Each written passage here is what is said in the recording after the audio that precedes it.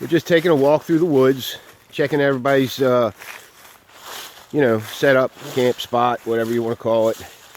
This is Roland Silva. I like to do a lot of alone time in the woods, so I took off alone to show everybody's camp. Roland Silva. Got Will Myers over here. Let me show you Shane Bonin since he's right here. Shane Bonin. I think I'm going to get me a hammock. I slept in them years ago, but not these really nice hammocks that they're coming out with these days. There's some of his gear there. He's got a... See, Shane's rocking a Aether 70. That's the same pack I have. His is blue though, mine's like gray. That's a Osprey Aether 70. You can put a fair amount of gear in them. I even put winter gear and go out in the winter in that pack, and it carries enough gear. So that's what I like about it. Here's Will. Look, we buried him. We buried him in the stump. His head's actually underneath that hat. Hey, Will. I'm okay. Can you help me out? Well, I'll come back, all right? Okay. All right. So this is Will's setup here. Here's his pack. He's rocking a Sabra. I like Sabra gear. I consider it a little heavy because I do a lot of walking sometimes. But Sabra makes a bomb-proof pack. And this is a Hennessy hammock that he uses. Come on, Raven. Come on. All right. Here's some of his hardware that he uses to secure his hammock to the tree. This, by the way, this tree is a yellow birch. All right. And you can see it because the bark is pretty yellow looking. And it comes off in these little tiny wispy feathers. Like that. Little tiny wispy feathers. So that's a yellow birch. In this area, that's one of my go-to tinders, is yellow birch shavings like that. I also use poplar bark, tulip poplar bark. And this is Joe Castle, I believe.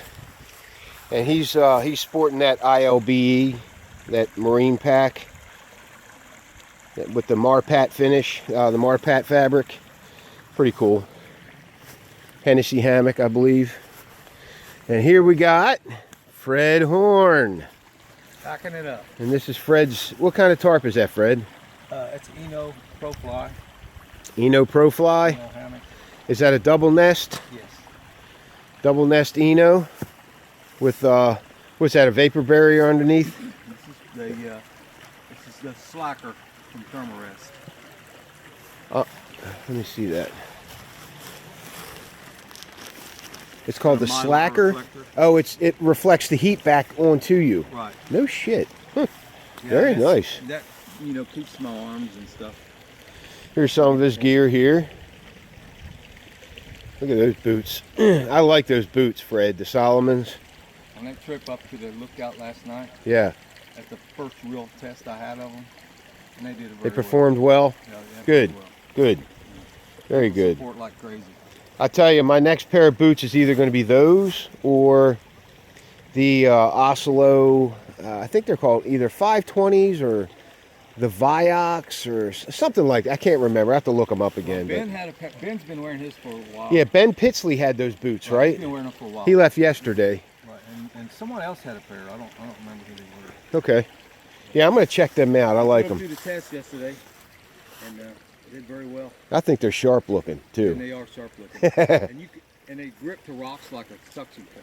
Really? Oh, yeah. They grip rocks like a suction cup, right? Looking for some of the. I thought Sooner or later, I was going to see some of that tread come off of there, but it didn't. I tell you, today's higher end boots, their construction techniques are pretty sound, pretty solid.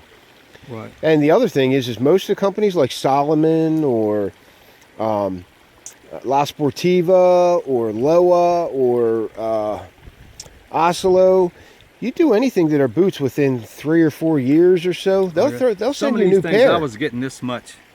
I was getting this much on the rock, and it was just like if I was flat-footed. No shit. Very good. Very good. Yeah, I think I'm gonna look into those. Yep.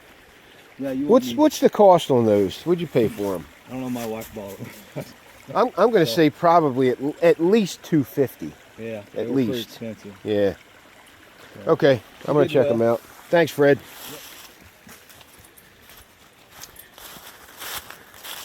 So this is the Yellowhawk Custom Outdoors Fall Rendezvous. I think we had, I don't know, 12, 13 guys here. We got one more night. So I think all told we've been out here 5 nights. I'll be out here 6 nights. I come and I don't want to go home.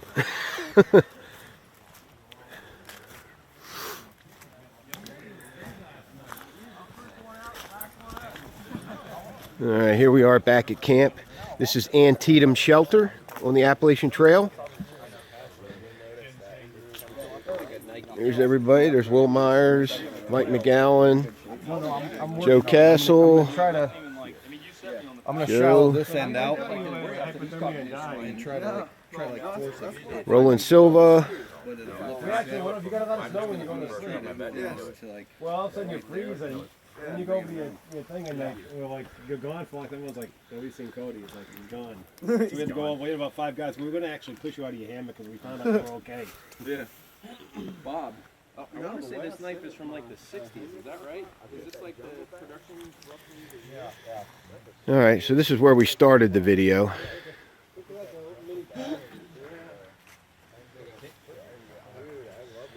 This is Bob, my buddy Bob's new shelter. It's Eureka Solitaire, 1-man shelter. Pretty nice, pretty nice. Okay guys, so this is Doug Wilson from Yellowhawk Custom Outdoors. Thanks for watching, and we'll see you on the next Yellowhawk Custom Outdoors Fall Rendezvous. We have another one in February, if anybody's interested. It's going to be cold though, so we'll see you. See you on the next video. Bye-bye.